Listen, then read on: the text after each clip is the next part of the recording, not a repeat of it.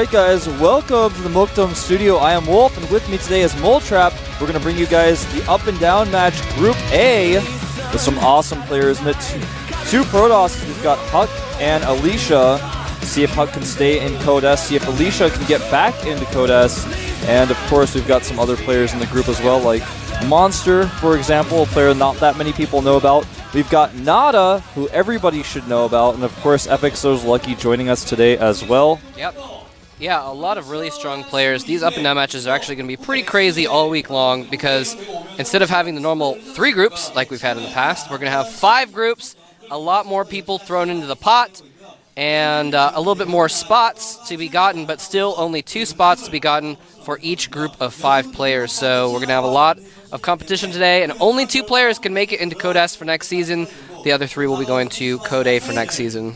Yeah, and also I'd like to mention that we do have Coca in this group as well, but since he dropped out, he's been removed from the group entirely. He's no longer being counted as part of the group. It's not going to be one of those situations where every time a player is supposed to play against Coca, that player gets a free win. In this case, they've just removed him from the group entirely, so he's not going to be counted at all. There you go. So that is the case with Coca. And yeah, by the way, I also do want to mention that I have a bit of a cold this week, so I want to apologize ahead of time that I might, like, in the middle of a big battle, I'll start choking, coughing. It's not because I'm not excited about the battle. It's because I've been coughing and hacking and sneezing for the last few days. So just please bear with me if I have to sneeze in the middle of something. Well, everyone will forgive you. We'll all work with it. It'll be fine. But I just want to point that out ahead of time. And yeah, man, dude, I'm still super excited about the finals. Yeah, those finals were so awesome. If you guys have not gone and watched the finals, please go and do that for the Blizzard Cup. They were so awesome. Those were amazing. I didn't even get to watch them at the time. I actually have some friends that flew in from America and they're visiting, so I didn't get to watch it at the time, although I was sick anyway, so I couldn't watch it. And anyway, let's talk more about that in a minute here, because this is, again, the format. Round of 16, Code A, round 2 losers, the 12 Code A round of 3 losers, and the 2 foreign seeds are equaling 16 players. 2 foreign seeds are Idra and Sen, I believe. Is that correct? Yeah. Well, those are going to be the 2 seeds into Code S. Oh, those are the 2 seeds into Code S. I'm sorry. That's right. Don't forget about Morrow, by the way, guys, another foreigner I'd like to mention. This guy has been doing extremely well at StarCraft 2. He's a StarCraft 1 player as well. He's Swedish. You know, he actually used to play Terran. A lot of you guys probably recognize his ID. He used to play Terran. He switched to Zerg quite some time ago. I'm still a little bit sad about that because I thought his Terran could have been some of the best in the world if he stuck with it. But his Zerg is as impressive, and he's actually a hybrid player as it is, because he does not play ZVZ. If he rolls ZVZ, if one of his opponents is Zerg, he plays Terran in that matchup. So everyone knows to prepare for him as a Terran player if they're a Zerg. And here are 2 of our other groups, of course. We've got ASD, Genius, Boxer, Squirtle, Cezanne, and Tasia in Group D. And in Group E, Slayers Clyde, a new Slayers member, July, Liquid Hero, Slayers Yu-Gi-Oh!, JYP recently leaving TSL, and finally OGS Lovesick. That is right. So there's the breakdown. Pretty even across the board as far as the races go. Bunch of Terrans, bunch of Protosses, and a bunch of Zergs. And in the end, only 15 of those players... only 10 of those players will be Code S moving into next season to join up with the 8 from the previous Code S and the 12 that qualified from the 3rd round of Code A from last season. And here's, again, our group today. Huck, Alicia, Nada, Monster, and Lucky. This is going to be a pretty great group. I'm really looking forward to seeing what these guys can bring to us. Lucky and Monster, 2 kind of up-and-coming Zergs. Yeah. Alicia and Nada, 2 kind of more older, dominant players that are trying to get back in. And Huck, of course, has been playing really well recently, but did manage to get down to the up and down matches. Is trying to defend his spot here. Yeah, I gotta say, there's probably so many Huck fans watching this, really hoping that he's gonna stay in Code S. Some might consider him to be the only foreigner hope right now in the GSL, but with Sen and Idra, of course, coming in this season, there's hope there as well. But Huck, you know, he's the Protoss representative, if you will, for foreigners right now. He's been doing extremely well, and he you know, he's fallen out of Codes down to the up and down matches, but he may be able to stay in here. He's going up against Alicia first, whose PvP is decent. You know, he's a little bit inconsistent in this matchup, I would say. I think Huck actually may be the favorite here. Yeah, because of his micro, for example, it's so much better than we've seen out of Alicia. So I think that's what we're going to see. Huck looking a little bit confused, perhaps an issue with his sponsor's headset or something like that. You know, sometimes becomes a conflict. But anyway, our first map is loaded up. It's going to be Belshire Beach. Make sure you guys go and do the winner prediction on GOMTV.net so we can see who you guys think are going to get out of this group. The map is up and loaded. I'm really excited about this match. Cannot wait to see what Alicia can put out here. He has not been doing too well in recent seasons. Can he bring it home? We're going to find out.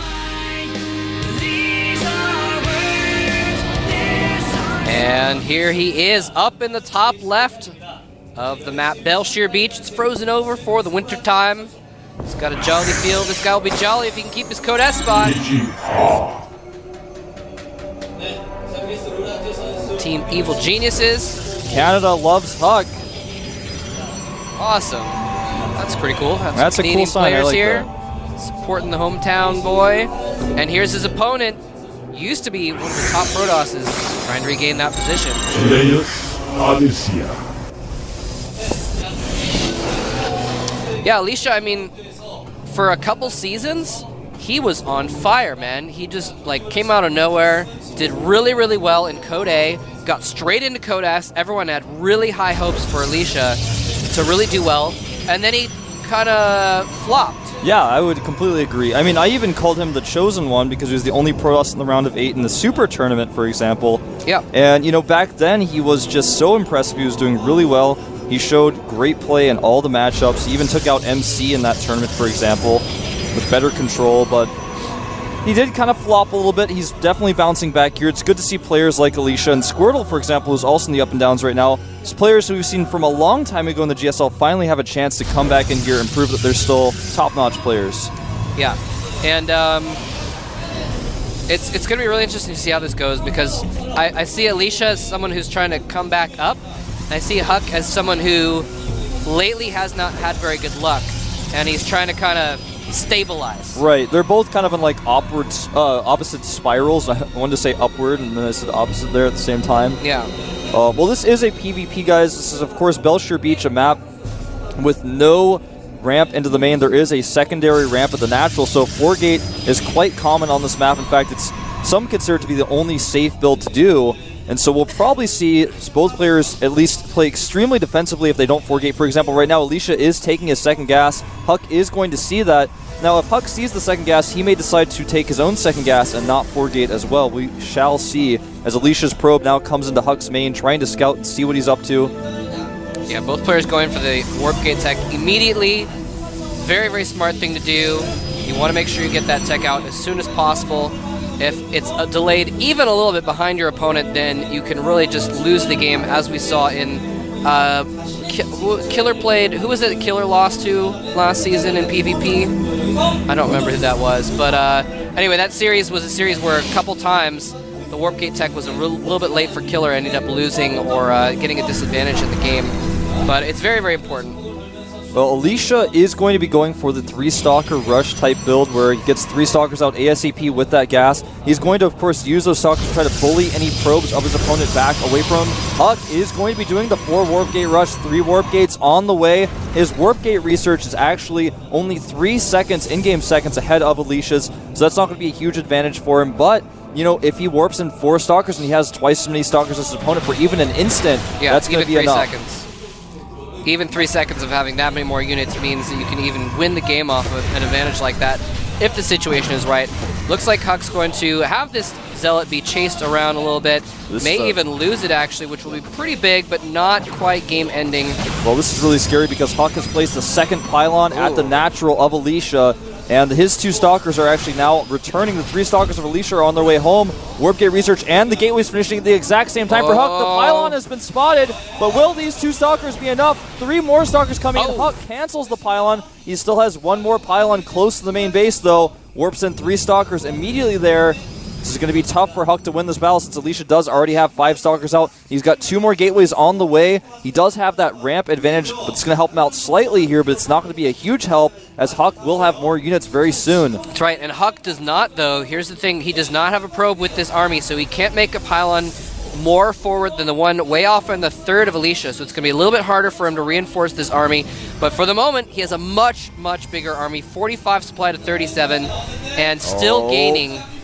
And he's going to catch him off guard! This is really bad for Alicia, losing Stalkers here. He's going to lose at least 2 Stalkers. Second Stalker falls. The third Stalker badly damaged. He warped in 2 sentries, 3 sentries. Those are not going to be very useful in this situation. No, they aren't. He was hoping to force field off. He does get a couple force fields off, which is actually very good because for the moment, Alicia does have a better army fighting as 3 of Huck's Stalkers are trapped on the other side. But now he's cornered against his own gateways, forced to pull probes. But Huck, in the meantime, can micro to his however much he wants. Unfortunately, those 2 Stalkers were not doing any damage during this, but he just might have too much of a lead. He's killed off some probes now, which may win him the long game regardless. Yeah, right now the worker count 23 for Huck to 18 of Alicia. His gateways are under fire. Huck has 3 zealots coming in here to reinforce, and that's going to mean that he's going to be able to target down probes and micro his Stalkers to his heart's content. A nice force field traps the retreat of the zealots, but I don't know if it's really going to matter considering that Huck just has way too many Stalkers. It's 8-4 right now with the Stalker count. Yeah, he has just lost so many probes. He's down 18 probes to 23 right now. And Huck still moving in for the kill. Alicia, a little bit caught off guard there, loses a Stalker for free. And Huck just continuing to micro, continuing to back up with multiple zealots, has not lost a Stalker in ages. A gateway goes down as well. Alicia can now not reinforce as quickly as Huck either. Huck's going to have to make a big mistake for Alicia to catch up here, and I don't think it's going to happen. I think we're going to see GG any moment as soon as he loses those injured Stalkers. You're exactly right, Moletrap. The last 2 Stalkers retreating. A Zealot warps in, but that's going to be a feeble attempt to hold this off as 4 more Zealots run into Alicia's main. There's no way for him to hold GG. And not terribly surprising, 4 gate versus 2 gate on a map with no ramp, without even having a lot of sentry energy when he arrives, without having any tech, and with, I would say, Alicia having lesser micro than Huck's as well.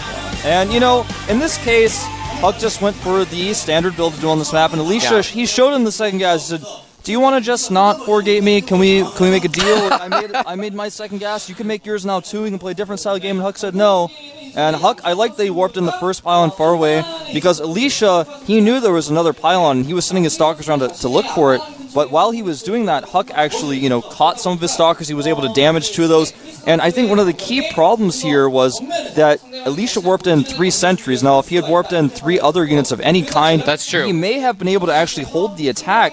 I'm not entirely sure. It may have been an issue if he didn't have enough minerals to warp in Stalkers at that moment, so he was desperately trying to warp in whatever he could as he was trying to power up those gateways, because, as you guys know, he only had 2 gateways, so he had to make 2 more. That's 300 minerals, so he might not have had enough to warp in Stalkers at the moment, so he was like, well, I got a lot of gas now, and since I have 2 gas, and I'm just going to warp in sentries because it's, you know, better than nothing, so he may have just warped in those sentries, but if those had been any other types of units, he might have been able to hold because he had that better defender's advantage. The pylon of Huck was really far away. And that's actually a really good point. No, that's actually a really good point. If he'd had 3 extra Stalkers instead, and he'd gotten a nice concave around that choke, then yeah, Huck could have had more units, but you still can't.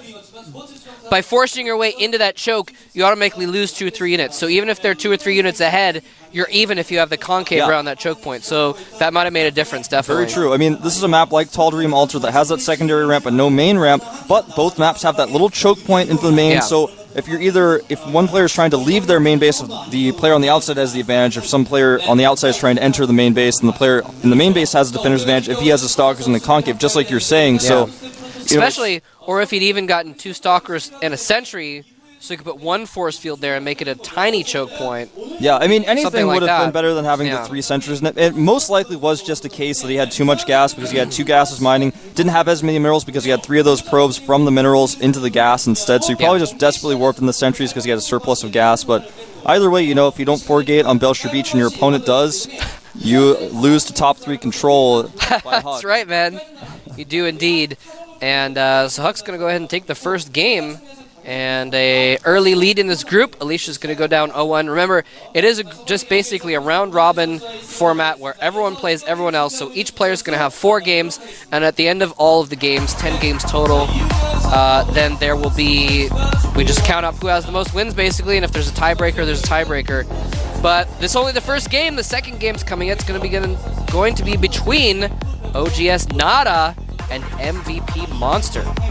Yeah, you see that Nada is actually defeated by Lucky 2-0, and Lucky's actually in this group, so that's going to be kind of a mental challenge for Nada to have to play against him again in this group. But that's not who he's playing against first. He's playing against Monster, a player who's shown us some okay ZVT in the past. Last time I remember these guys played against each other, I think was in the Team League, and Nada just bunker rushed Monster on Tal'Darim Altar and beat him. I think that's the only time they've ever played against each other to my memory, but we'll see what happens. This map is Daybreak, of course, a very different map than Tal'Darim. Well, I mean, Monster's very new on the scene. He's only been in basically a couple seasons.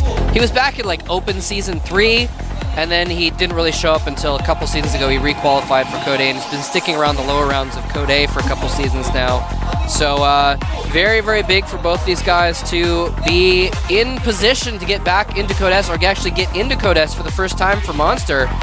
And we're going to find out very soon which one of them wants it more, which one of them has the skill to take it more.